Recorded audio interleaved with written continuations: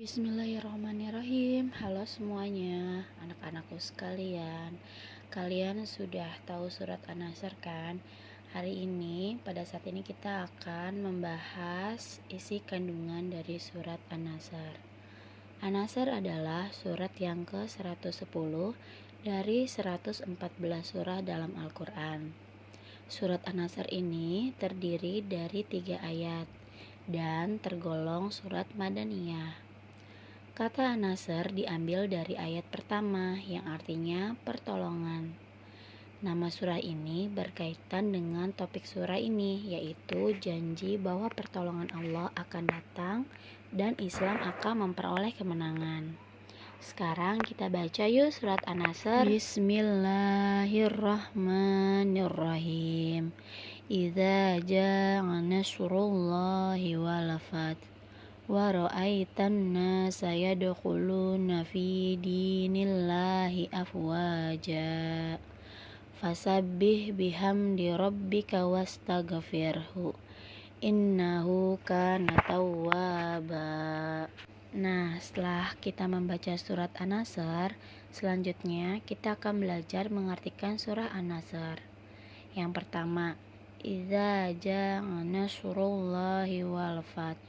Artinya adalah apabila telah datang pertolongan Allah dan kemenangan. Nah, ayat ini turun mengabarkan berita gembira pembebasan kota Mekah.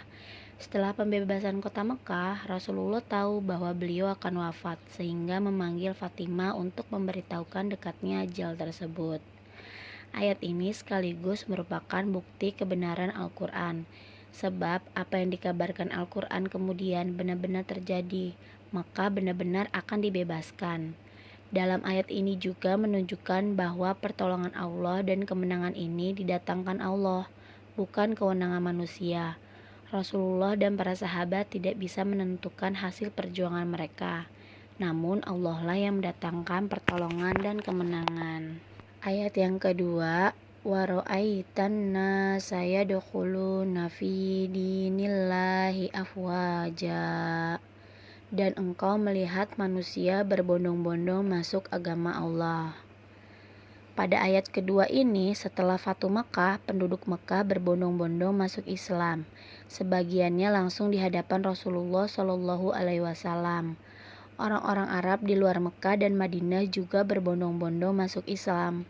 Selama ini mereka menunggu apakah Rasulullah bisa membebaskan Mekah setelah sekian lama diusir dari tanah kelahiran yang di dalamnya ada Baitullah.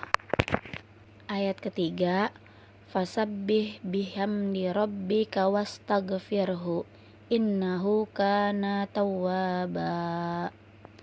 Maka bertasbihlah dengan memuji Tuhanmu dan mohonlah ampunan kepadanya. Sungguh Dia Maha Penerima Taubat.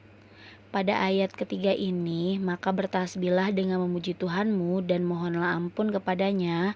Sesungguhnya Dia adalah Maha Penerima Taubat.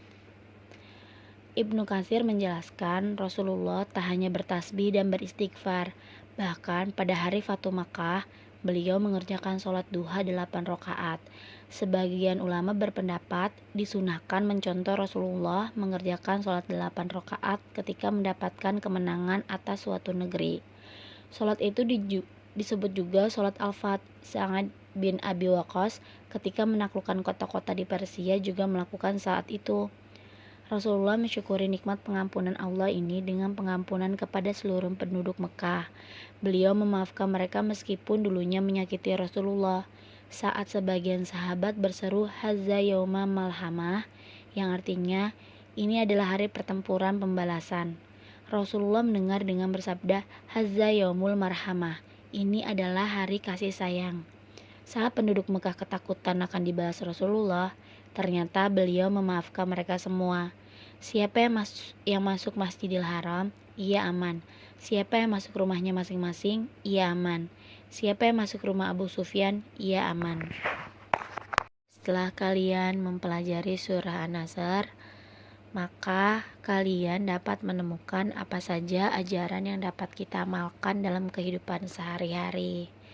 Yang pertama, kita harus memiliki jiwa yang kokoh dan tahan uji dalam melaksanakan kebenaran, dan usaha untuk mencapai tujuan kita.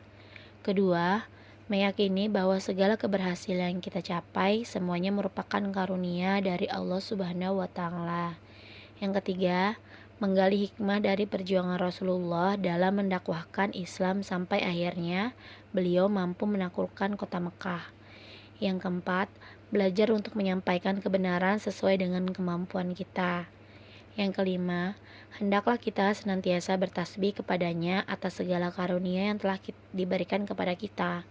Yang keenam, kita juga harus banyak beristighfar sebagai wujud dari sikap sadar bahwa kita belum bisa menaati Allah Subhanahu wa Ta'ala dengan sebaik-baiknya dan masih sering melanggar aturannya.